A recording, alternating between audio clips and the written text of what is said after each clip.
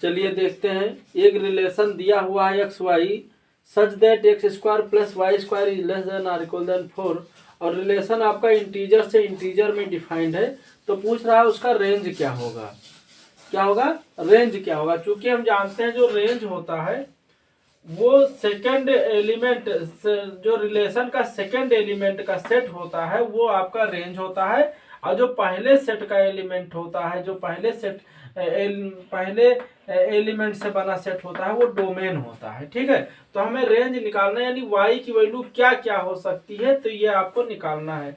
तो यहाँ पे देखो, पहली बात जो रिलेशन है वो इंटीजर से इंटीजर है, और इंटीजर आप जानते हैं क्या होता है, 0 plus minus 1 plus minus 2 plus minus 3, ये डॉट डॉट आपका इंटीजर होता है। तो यही से आप देखना है। देखो पहले बताओ रिलेशन क्या क्या हो सकता है। तो देखो आप कह रहा है इन दोनों दो नंबरों का जो स्क्वायर वो 4 से छोटा या बराबर हो सकता है। तो देखो 0 0 हो सकता है ना 0 1 हो सकता है, 0 माइनस 1 हो सकता है ना, या 1 कामा आपका 1 भी हो सकता है, या 1 कामा माइनस 1 हो सकता है ना। फिर आपका देखो अभी चल रहा है माइनस 1 कामा 1 भी हो सकता है। फिर अभी आपका 2 कामा 2 भी हो सकता है ना, 2 कामा 2 भी हो सकता है। क्यों? क्योंकि देखो 0 0 का स्क्वायर क्या होगा, 0 होगा, 0 4 से छोटा या छोटा है, 0 कामा 1 यानी x का मान 0 है, y का मान 1 है, तो 0 कामा 1 का स्क्वायर भी 1 होगा, तो 1 4 से छोटा होगा। ऐसे ही कितने फाइंड हो सकते हैं 2 कामा 2 तक। और इसके बाद अगर हम 3 बढ़ाते हैं है ना, 2 कामा 2 हो गया, तो 2 कामा माइनस 2 हो सकता है, माइनस 2 कामा 2 हो सकता है। कहने का मतलब इतने बनेगा, टोटल नंबर ऑफ रिलेशन इतने बनेंगे। जो रिलेशन होगा वो ये बनेगा, ये पूरा रिलेशन बनेगा जो इसको सेटिस्फाइड करेगा। अब इसमें से हमें उठाना किसको है, रेंज को उठाना है। तो इसका रेंज कितना होगा, रेंज माने second set of second element. तो 0 फिर आपका 1 फिर आपका माइनस 1 फिर आपका देखो 1 लिखा है तो 1 लिख चुके, माइनस 1 लिख चुके, 1 लिख चुके। फिर आप देखो 2 कामा माइनस 2 है ना, 2 और माइनस 2। तो इसको हम साथ में लिखना चाहें तो 0 1 प्लस माइनस 1 है तो प्लस माइनस 1 हो गया, प्लस माइनस 2 प्लस माइनस 2 हो गया। तो ये आपका रेंज हो गया। इस रिलेशन का जो रेंज है ये है। रेंज का मतलब सेकंड सेट है ना, जो सेकंड एलिमेंट से बना हुआ सेट वो रेंज होगा। तो ये आपका रेंज है। अब देखो दूसरा क्वेश्चन दिया था, ये क्वेश्चन हो गया आपका रेंज इसका ये है। बंद करोगे? ओके चलिए देखिए दूसरा क्वेश्चन है कि कोई फंक्शन डिफाइंड है 3x, तो बताना है आपको f क्या होगा।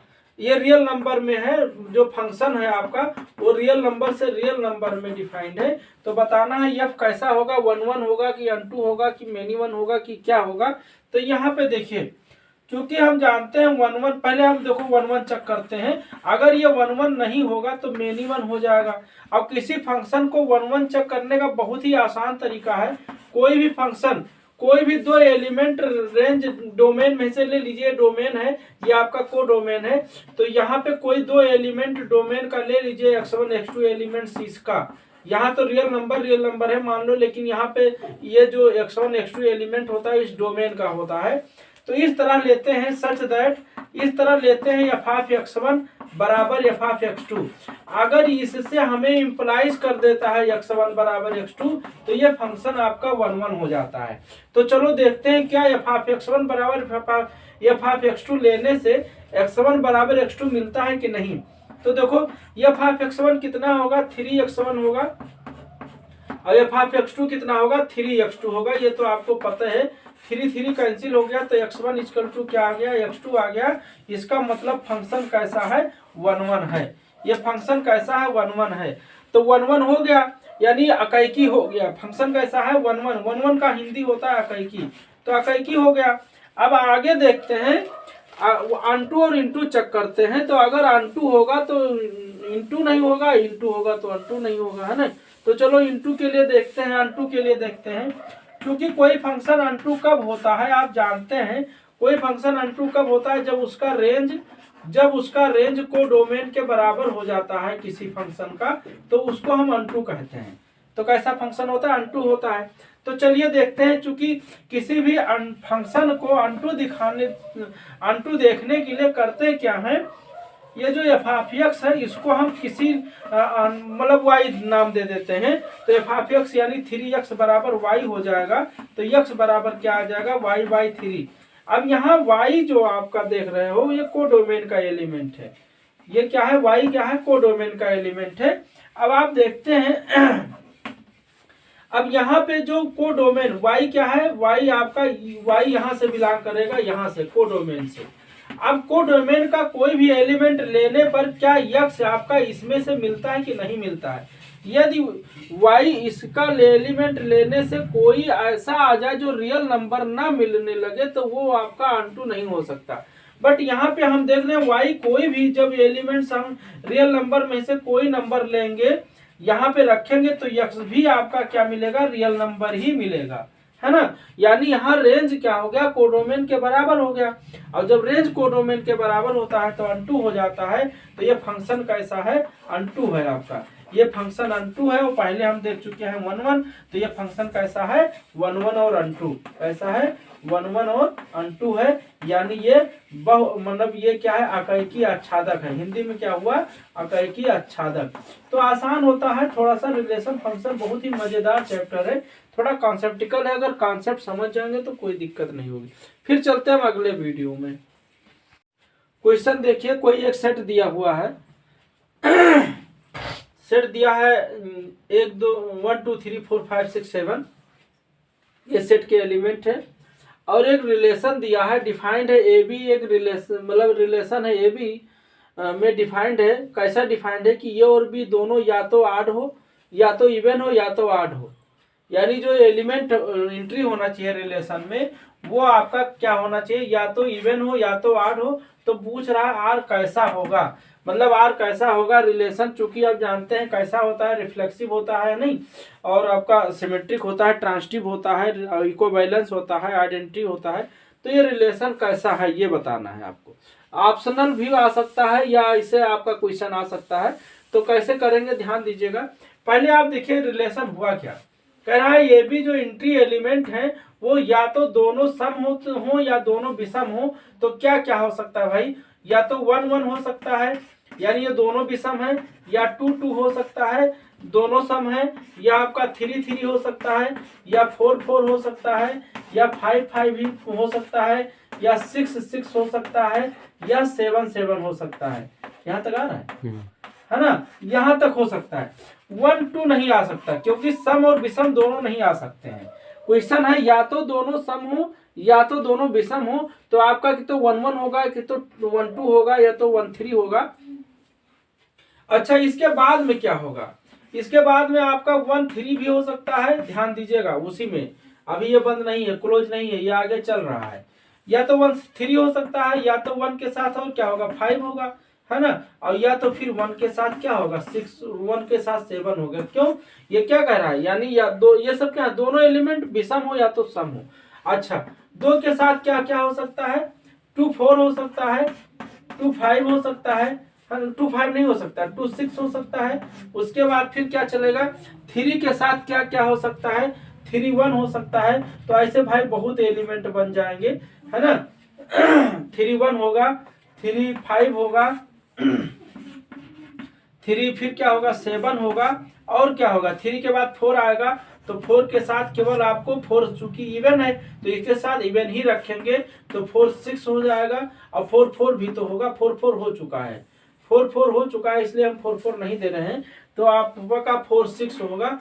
उसके बाद 5 आएगा तो 5 1 होगा, या 5 3 होगा, या 5 7 होगा। उसके बाद 6 आएगा तो 6 के साथ क्या आएगा 6 2 आएगा, और 6 4 आएगा। और 6 6 हम लिख चुके हैं पहले, तो 6 6 होगा नहीं। उसके बाद 7 आएगा तो 7 के साथ 1 आएगा, ये दोनों 8 है तो 7 के साथ फिर 5 आएगा, और 7 के साथ 3 भी आ सकता है, पहले 3 आएगा फिर 7 के साथ 5 आएगा। तो इतने रिलेशन, ये आपका जो रिलेशन हुआ वो ये एलिमेंट हुआ। इसको आप ऐसे लिख सकते हैं, क्या करना है भाई, इसमें बस कंडीशन है कि दोनों या तो सम हो या तो विषम हो, तो उसके हिसाब से कर दें। अब ये पूछ रहा है रिलेशन कैसा होगा, ये रिलेशन कैसा है। तो भाई आप देख रहे हैं ये 1 1 है, 2 2 है, 3 3 है, 4 4 है, 5 5 6 6, इसके सारे एलिमेंट खुद से रिलेट है। तो वो पहली बात तो रिफ्लेक्सिव हो गया। कैसा रिफ्लेक्सिव हो गया? कोई भी किसी भी सेट का खुद से रिलेशन, खुद का यानी हर एलिमेंट का खुद अपने से स्वयं रिलेट हो तो वो रिफ्लेक्सिव होता है।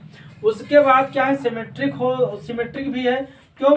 सिमेट्रिक में क्या है आप जानते हैं? सिमेट्रिक इसलिए है क्योंकि अगर ए बी है तो कहीं भी आप देख लो बी ए मौजूद है उसमें।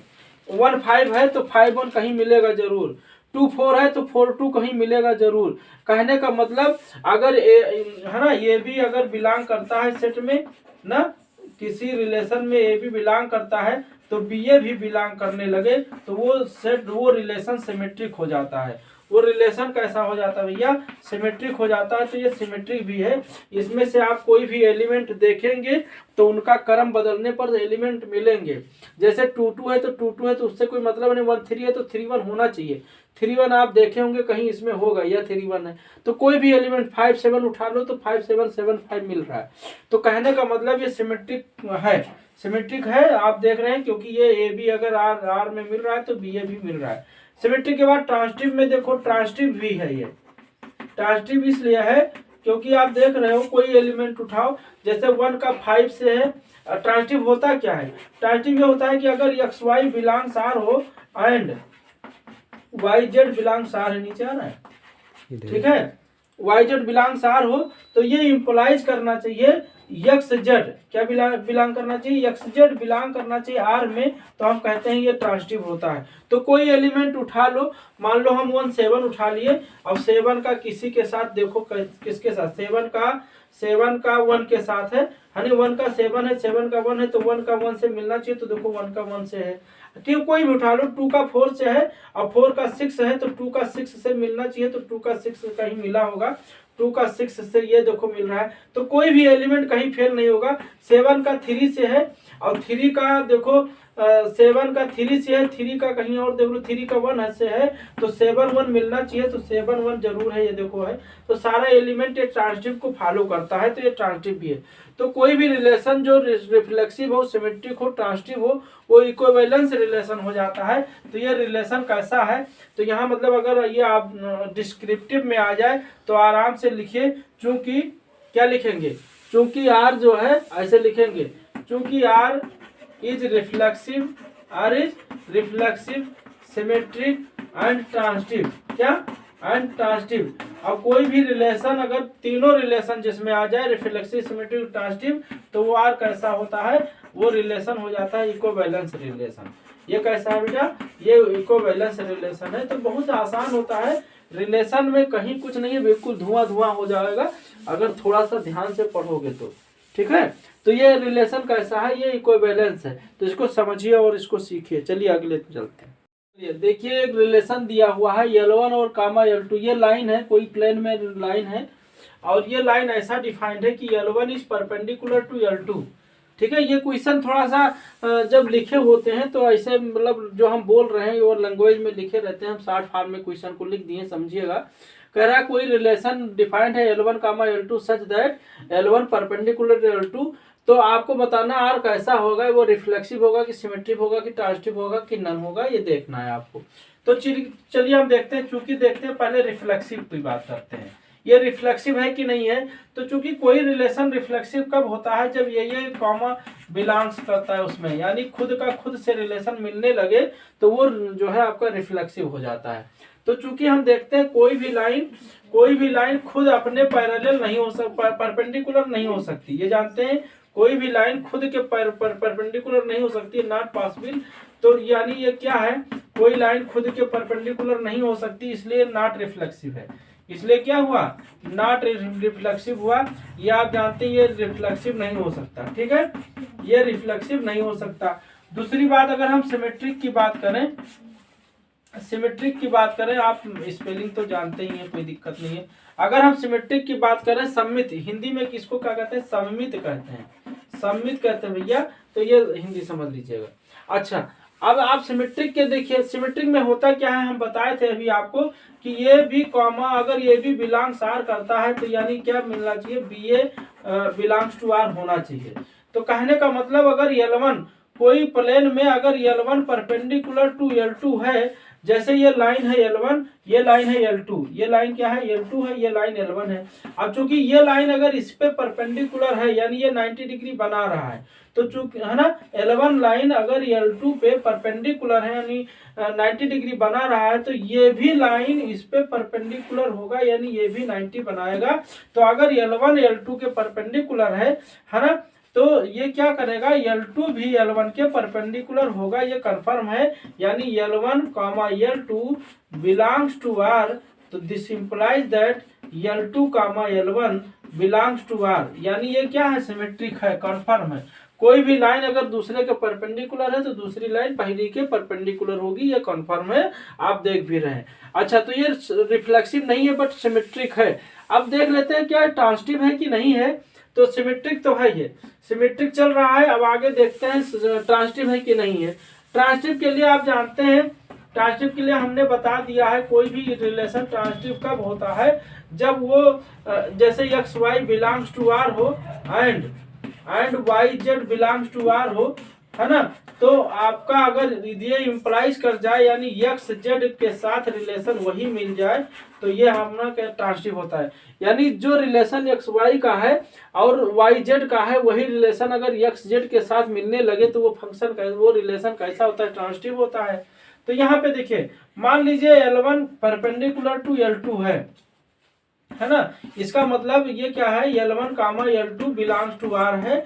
इसका मतलब क्या हुआ L1 L2 के परपेंडिकुलर है। अच्छा, L1 ये लाइन है मान लीजिए, L2 भैया ये लाइन है, यानी L1 क्या है, L1 ये L2 मान लीजिए थोड़ी देर के लिए समझे, L1 है L2 है और L1 इस पे परपेंडिकुलर है। अच्छा, अब दूसरी का मान लीजिए L2 परपेंडिकुलर है L3 के, यानी L2 L3 यही तो लिखेंगे बिलोंग्स टू R ना, जैसे x Y belongs to R, Y Z belongs to R, ये वाई यहाँ सेम आ जाता है। तो L1 L2 belongs to are और L2 L3 belongs to are.